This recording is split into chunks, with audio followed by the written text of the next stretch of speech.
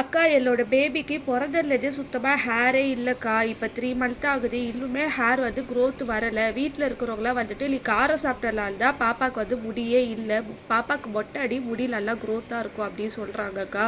So நான் போய் மொட்டை அடிக்கலாமா, இதை பற்றி ஒரு வீடியோ போடுங்க அப்படின்னு சொல்லி கேட்டிருந்தாங்க. இந்த மாதிரி சொல்கிறதெல்லாம் வந்து டோட்டலாகவே மித்து தான் நான் சொல்லுவேன். நீங்கள் காரம் சாப்பிட்டதுனாலையோ இல்லைனா மொட்டை அடிக்கிறதுனாலையோ பாப்பாவுக்கு ஹேர் க்ரோத்து கண்டிப்பாக வராது. உங்கள் ஜெனட்டிக்கை பொறுத்து தான் பாப்பாவுக்கு ஹேர் க்ரோத்து இருக்கும். மொட்டை அடிக்கிறதுனால இல்லை பெனிஃபிட்லாம்.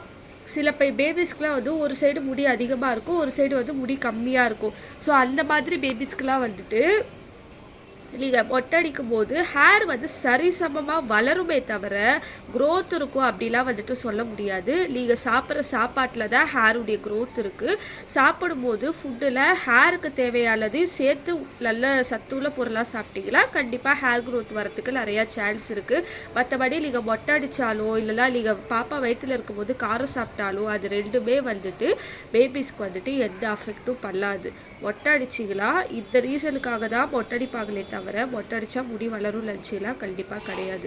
மொட்டை அடிக்கிறதா இருந்தால் அடிச்சிக்கலாம், பட் அதெல்லாம் கொஞ்சம் கேர்ஃபுல்லாக அடிக்கணும். எனக்கு தெரிஞ்சு 7 மாதம் 8 மாதம் கழித்து அடிக்கிறது பெட்டர்.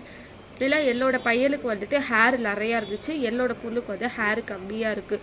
ஸோ நான் 7 மாதம் கழித்து தான் மொட்டையே அடித்தேன் என் பையனுக்கு. இப்போ என் பொண்ணுக்கும் நான் அந்த மாதிரி தான் அடிக்க போகிறேன். ஸோ இந்த மாதிரி உங்கள் வீட்டில் சொல்லியிருந்தா இல்லை கமெண்டில் சொல்லிட்டு போங்க.